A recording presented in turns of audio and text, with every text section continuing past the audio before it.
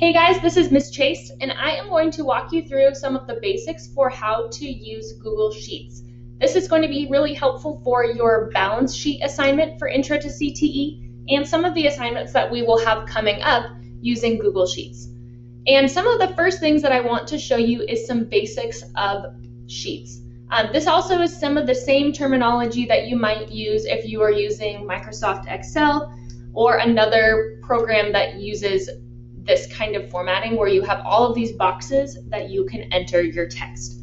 So when I just have one of these boxes highlighted, that is called a cell. One cell is one place that you can put your data. If I select this A and I click in the grayed out area of the A, that is one column or one list essentially of information. And if I click on these grayed out numbers on the far left of my screen, like this coffee line, that highlights one row. So that terminology is important for helping you navigate where you are putting your information into a Google Sheet. We have cells, columns, and rows. And something cool about Google Sheets is I do see that these are just regular old numbers right here, but I want to be able to turn those into dollar amounts. These are representing how much is spent on these categories, so it's helpful if we actually record these as dollars. And how I can do that is I want to select the cell that I want to write as a dollar amount. So let's say I'm going to start up here at my rent, and I want this $1,200 to actually be dollars.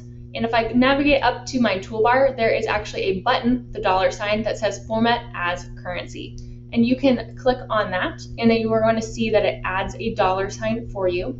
And you can even highlight multiple of these and click that button. Or since I know that this is how my balance sheet is going to be set up, and all of my dollar amounts are going to be added into this one column, I can even click on the whole column at once and hit the currency button, and it will add those dollar signs for the entire column.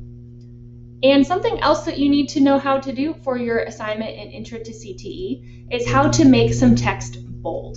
So you can see that I have my title of the balance sheet bolded, and you will need to bold the total number of dollars in your balance sheet.